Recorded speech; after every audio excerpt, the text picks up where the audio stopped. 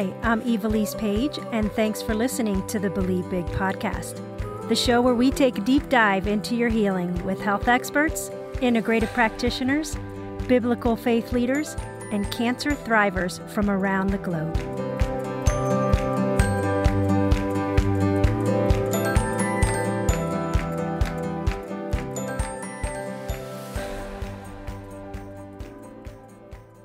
Welcome to today's episode on the Believe Big podcast. My name is Evilise Page, and it's an honor to spend this time with you. Today's episode is everything you need to know about poop, gas, and bad breath. Yes, you heard me right. You will hear why these taboo topics are important when wanting to live a long and vibrant life. Dr. Lori Bouchard is an author, an entrepreneur, and licensed naturopathic doctor.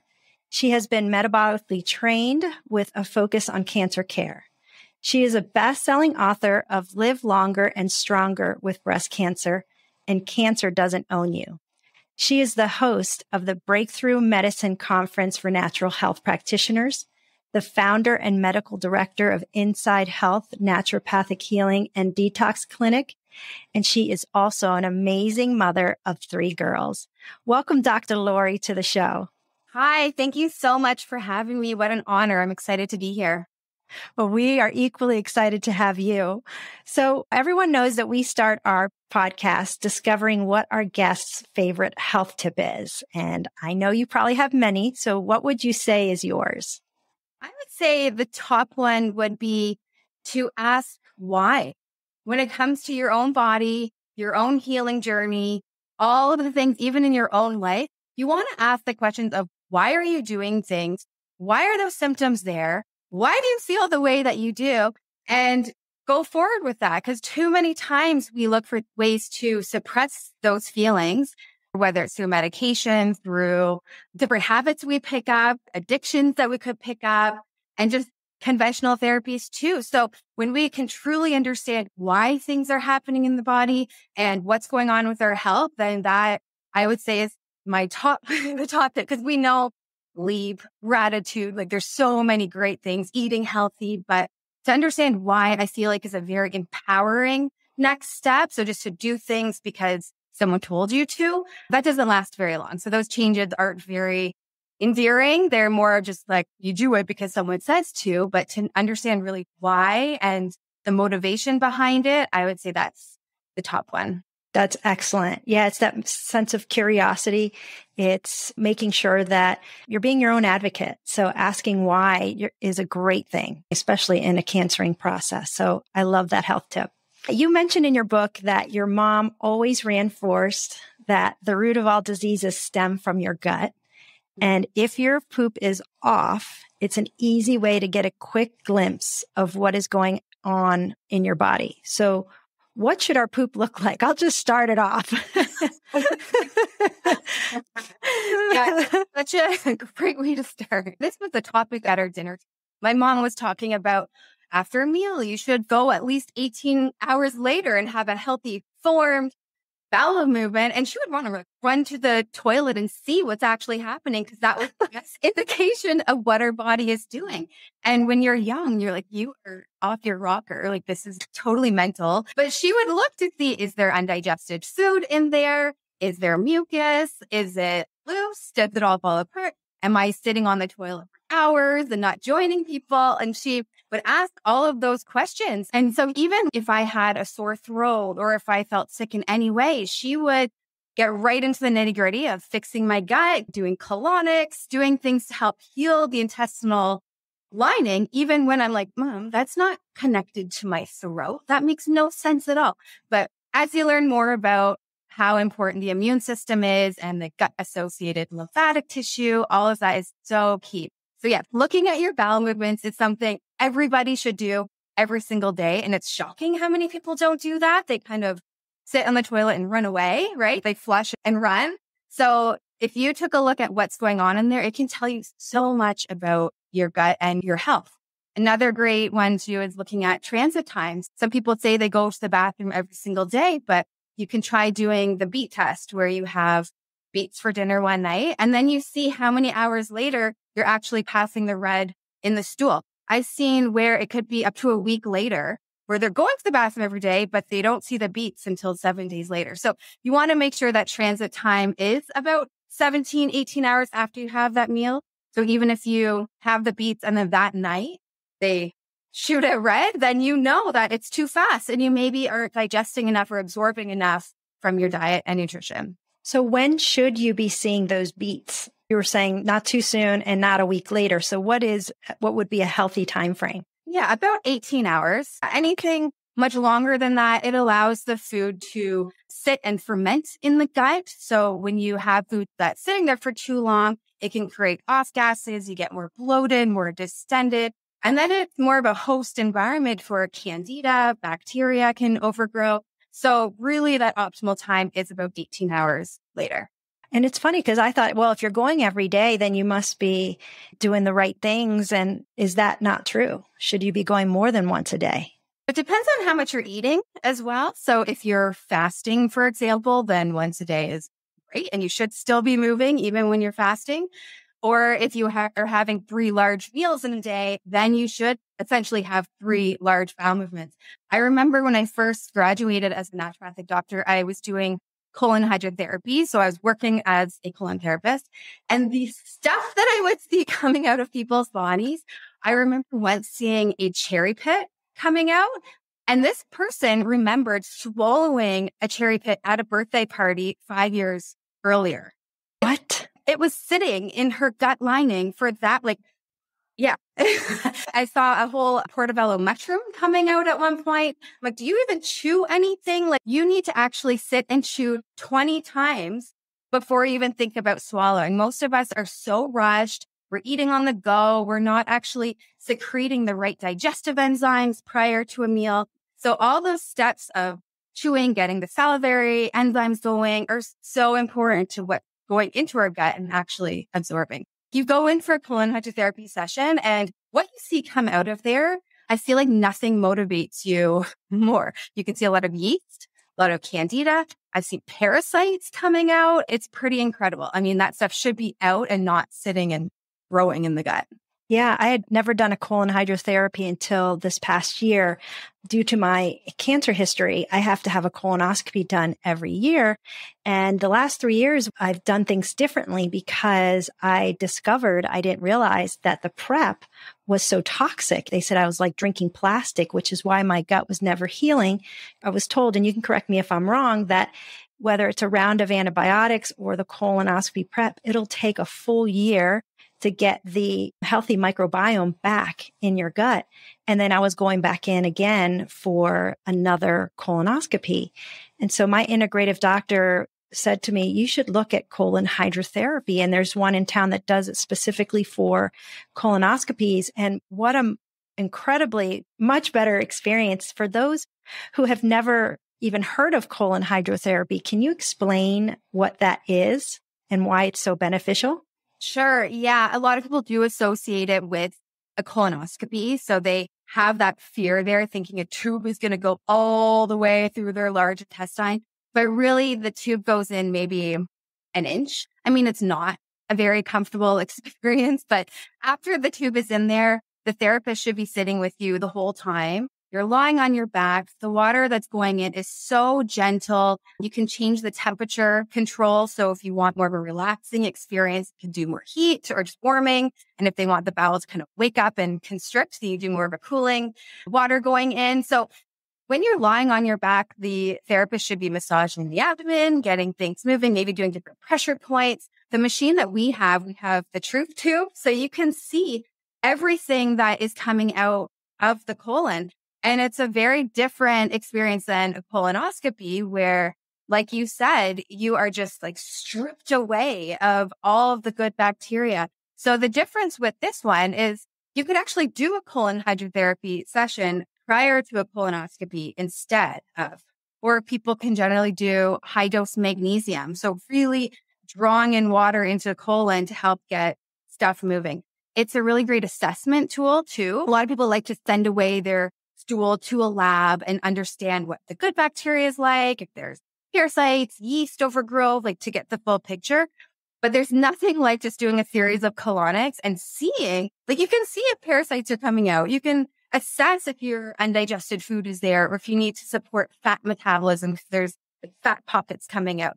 And then you can use it as to support your treatment plan as well. So, I mean, it's great to do stool testing, but I like to use colon hydrotherapy more as a assessment and supporting with treatment plans too. And you just mentioned it. You said parasites and people get freaked out by that, myself included. Oh my goodness, what is living inside of my gut?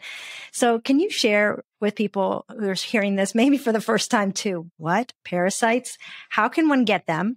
How does one know if they have them? And how can you get rid of them?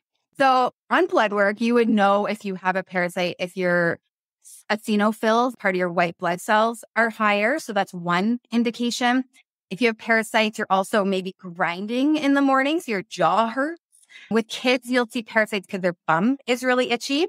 If you have any pets in the family, I've seen my dog do this a couple times because he eats raw food, so probably parasites from that. But he'll drag his bum on the ground because he's trying to itch it. So anything to do with any of those symptoms, likely there is something else going on. You may find it hard to gain weight or you may find it hard to lose weight. Another marker, which is really interesting, I've seen where patients have tested positive for their ANA, which is autoimmune marker. And after a series of colonics and cleaning out the gut and changing diet and doing an antiparasitic protocol, that ANA marker was gone. And this patient, I remember after the 8th colonic, saw this huge worm. It can cause symptoms that you wouldn't even think. Some people may think, oh, I'm not bloated. I don't have any digestive issues. I feel fine. But it can transpire in so many other immune imbalances and in the gut. Wow. And so you said the 8th colonic, they saw the large worm. If someone wants to try and do this type of a cleanse, how often should one do a colonic? So usually the first one, you're just more tense during the whole time. You're just like, what is happening? And your nervous system is in this like more sympathetic state. And we know our digestive system lets go and can work better when you're more in a parasympathetic state. So I feel like the first one is like going on a blind date. You're just like feeling it with the water. You're just testing it out. And then I like to do them actually back to back. So we would do 2 in a row. I remember my first patient that I saw out of school, he was on 6 different medications, was on sick leave from work. He had these chronic migraines. He was so ill and he was only in his early 40s. He had kids. He's like, I've seen every specialist possible. No one can figure out. They just want to give me more medications. Nothing's working. So I said, okay, he's desperate enough. So we are going to completely clean out his gut. I went to his house. I helped him do these colonics over his bathroom toilet. He did these colonics morning and night for 5 days, along with a whole protocol with fibers, with proteolytic enzymes, with antiparasitics. We did that every hour and a half. He was taking something for his gut, along with the colonics morning and night. He has never been in better health since then. He's off all medications. He's now doing marathons. He's juicing all the time. His complete life is back. And that was 14 years ago. He still messages me. He's like, you know, as much as I didn't love those colonics, they completely changed my life. It really was like the inertia that he needed just to help reset.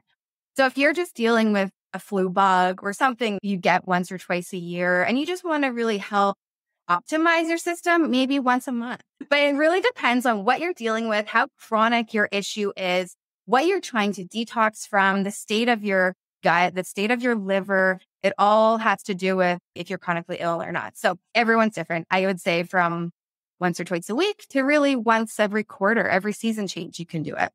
And what's the difference between the health benefits of doing a colonic versus a coffee enema? So colon hydrotherapy is a colonic is getting the whole large intestine.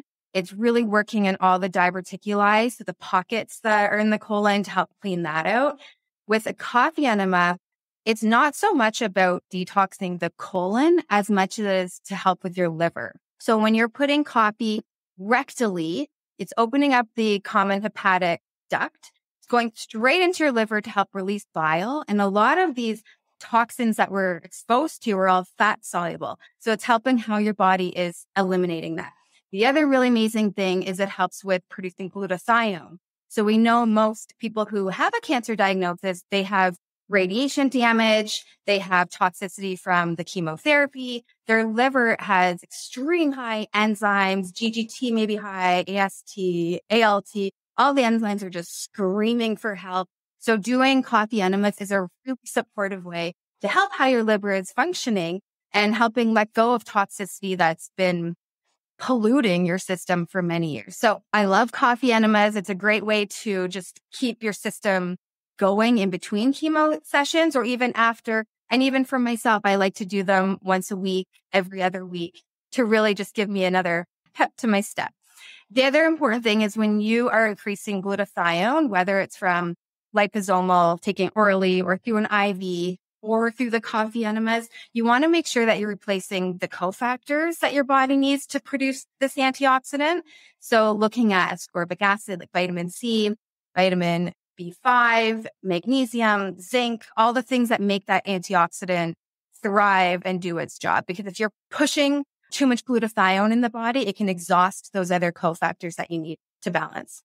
Wow. Great information. So is there a particular kit that you recommend, like we can put in the show notes? I know that I've heard that it's super important that you use organic coffee and things that are of really great quality. Can you talk about that briefly? Yeah. So we order from a company that makes coffee specifically for colonics. So it's not roasted. The coffee actually looks yellow and it has almost like a sweet smell to it. It has to be mold free. It has to be chemical free. Anything that you're putting in your system, regardless which route it's going in, it needs to be clean. So this coffee is specific for coffee enemas and it's higher in caffeic and palmic acid. So it really does have that opening of the common bile duct to help with detoxing. You don't want to drink this coffee. I had a little bit of it and it shot me into almost a panic attack. So you don't absorb the coffee systemically when it's going through rectally. The company that I go through is Wilson's. I don't have any affiliation with them. I just really like their clean products. You get them most places where you make sure it can hold at least 300 milliliters or even 500 milliliters of whatever you want to add into it. Because you could do two different types of enemas, like the one where it's more detoxing with the coffee, and maybe you do one with bentonite clay if you have a lot of candida overgrowth or parasites, versus doing more of a nutritive enema. A lot of people post, whether it's colonoscopy or any kind of conventional treatments, you can actually open up the probiotics and put that into the enema bag and have it sit there for 15 minutes. So you know that the good bacteria is getting to the right place.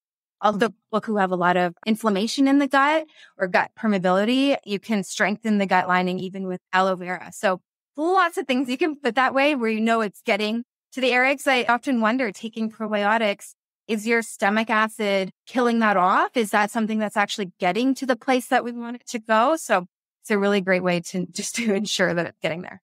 Great tips. And also why it's so important for individuals to work with a integrative practitioner that understands this so that they can share with you what is the best way for you and for your body and what your needs are. Exactly. And it's similar to when I was growing up, I didn't understand why to any of this stuff. Why do I have to do this? And my mom would be like muscle testing me in the store and giving me chlorophyll and bean sprouts and all these things where I didn't understand the why. But I think for you and anyone listening going through this journey, when they understand how your liver is actually being supported and your gut and you're feeling stronger, then it's something that you can work with your integrative doctor to say, like, when is the best time? What should I actually add to this? What can I do to really optimize your health? Was your mom a naturopathic doctor as well, or was she just had an interest in natural medicine? She was a registered nurse, but her aunt was an iridologist. She wasn't a medical doctor, but she was definitely in the health field. She may have been a herbalist and very cause medicine. And so even when I was young and wanting to go to the doctor and I wanted to be on antibiotics, because my friends would go and take the pill, and it blew my mind thinking, why can't I go and do those things? But she was really enforcing how amazing our body is and how we have to just give it the right tools and listen to it. And taking a magic pill is not going to solve anything. It may make you feel better temporarily, but you're just suppressing what your body's really trying to do. She raised me like that. And it was only until late high school where I hardly ever got sick, whereas my friends were getting their tonsils out, their appendix out, getting migraines, all these other issues. And I'm thinking, okay, there's something to this voodoo medicine that actually is quite amazing. I had a friend who told me, and she said, it's not woo-woo, it's true. And I loved that statement. What an advantage you had growing up with that. And myself as well. My grandmother in Puerto Rico, when growing up in the summers there, that's my first experience with natural medicine. If I had a sore throat, she would go out to her lemon tree and she'd squeeze lemon in my throat. If I had an upset stomach, she would go to her orange tree in her backyard, get the leaves and make me a tea. And I mean, it was amazing how great I felt quickly. And she knew exactly what to give me. But going back to bowel movements, and how can one have healthier poops? So the diet that you're eating, there is a certain class of food that is high in a prebiotic called Akkermansia. So there's certain foods that help feed the good bacteria in the gut, because we know there's trillions of bacteria in the gut that helps make up the whole ecosystem and the environment. And you need to be supporting your body with enough foods that actually make this environment thrive. So one example would be bananas, and you need to have them in the unripe state. So when they're very green, that's going to be higher in Akkermansia, versus when they're very ripe and brown, that's where they're going to have a lot more sugar, higher in the glycemic index, and it can actually spike insulin and cause another cascade of glucose dysregulation. So green bananas are one that's really great. You can do asparagus, apples, flax seeds, turnips. A lot of those, even root vegetables, are very high in prebiotics to help feed the gut. Another really nice way to help produce Akkermansia is through fasting. So there's tons of studies on this where the environment of the gut, even after a 17-hour fast, intermittent fasting is one of the best ways to help change the microbiome and make the healthy bacteria flourish. And there's also studies with immunotherapy, how you get better success with certain cancer medications when you have higher Akkermansia in the gut. So fasting and the proper foods are the two. There's nothing that beats that. You can take probiotics as well. You can take the prebiotics if you know that you don't like any of those foods on the prebiotic list. But really combining all of that together is how you can ensure that your gut is thriving. What about someone who has terrible gas? What can they do differently? So you want to find out why. Why is the gas there? So if you are having issues with your digestive system, it's usually because something along the digestive tract is not breaking up the food properly. So that can go from starting even when you see a meal or you're about to eat, just the smell of the food will help release salivary enzymes and it gets your stomach acid moving. So it's the people who are so stressed from work, they run home, they grab a bag of chips. They're just like getting something and they're quick. They're not really thinking about and mindful about what they're putting in their body. You're already skipping that first very important stage of digestion. So chewing would be the next one. Like we said, 20 chews before you swallow. And also some people can be very sensitive to having liquids or just water with their meal.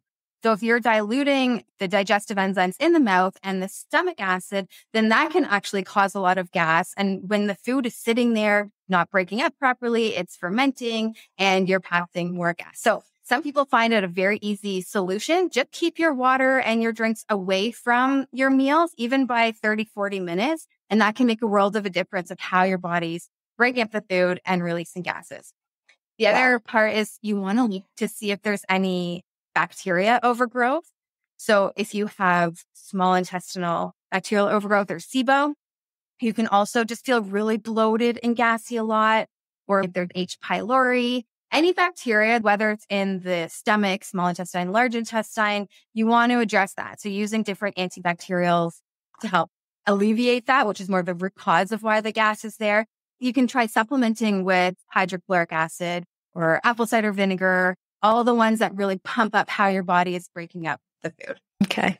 Why in particular is it like known when you have a bowl of chili, I know with the beans, why does that typically cause so much gas? So it depends how you cook it, actually. So if you haven't discovered the pressure cooker, high pressure on beans can actually help break up a lot of the lectins. I actually would pour apple cider vinegar with the bean combination and put that with the pressure cooker, cook that for however long you would normally cook beans for, 40 minutes. And you'll find that your whole digestive tract just has that support to break it up.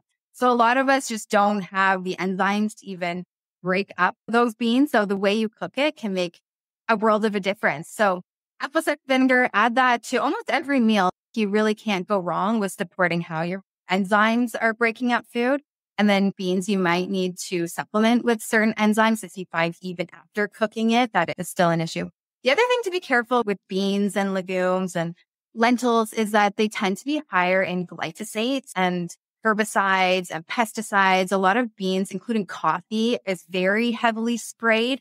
So sometimes people are reacting to the chemicals that's on the food, not necessarily the food itself. So genetically, some of us just do not detox chemicals very well. And so our body has a hard time getting rid of it. So that can really disrupt the gut microbiome, especially how your body's breaking up stuff. So looking at what kind of organic foods you're choosing, always get the ones that are without the sprays, because we just want to assume that our body doesn't want to tolerate that along with everything else in our environment that we could be exposed to.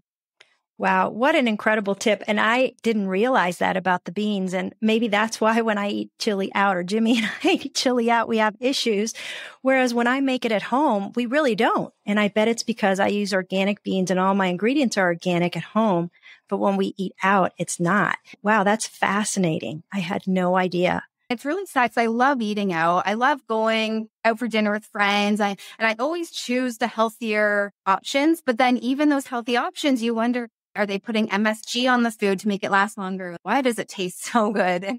What are they putting on there that is preserving the food? My brother owns a restaurant. It's like, nobody buys the most organic, the cleanest version, all about profit margin, right? So they're going to choose the ones that are mass produced and the ones that just taste really good. Like they want to sell their food and have people come back. So going out for dinner can be really tough when you're health conscious and you don't want to have the excess garbage that is associated with it. Let alone the oils, the seed oils that affect us so poorly. That's in everything as well.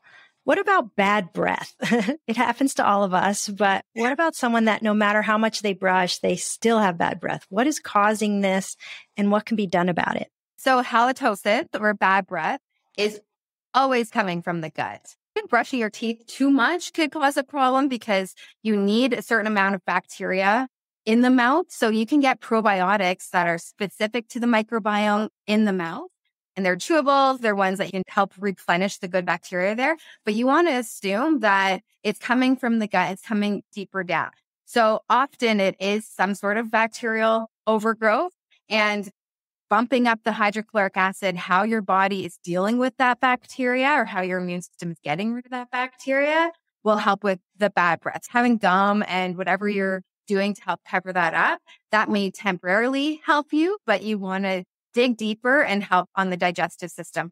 I find a lot of people who get heartburn, it's not necessarily because they have too much acid. It can be because they don't have enough acid so that esophageal valve isn't closing properly. So if you are experiencing heartburn or any digestive issue, then you want to look at supporting that, and that'll help with the breath too. Okay. That's great advice. I really cannot believe we're already past the 30-minute mark, but is there anything else in regards to the topics we've been discussing that I haven't asked you that you feel would be important to add? Like we said at the very beginning, listening to your gut, asking the whys, and really understanding what you're putting in your body and around it, how it can affect your health. So every symptom that you have, really dig deeper at why it's happening and ask the question. And that's what I talk about in my book, Cancer Doesn't Own You. It's not do this because you have the symptom. It's more about why those symptoms can happen and all of the different avenues that you could really take ownership of your own health. So it's a great way to empower yourself and educate yourself and understanding your body more. Thank you so much, Dr. Lori, for joining us today. We'd love to have you back and discuss the many other topics that you have in your book. And we know that today's episode will be very informative for all who would listen. Thank you so much for having me. I had lots of fun.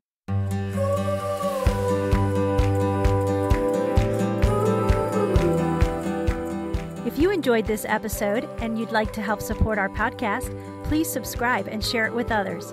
Be sure to visit believebig.org to access the show notes and discover our bonus content. Thanks again, and keep believing big.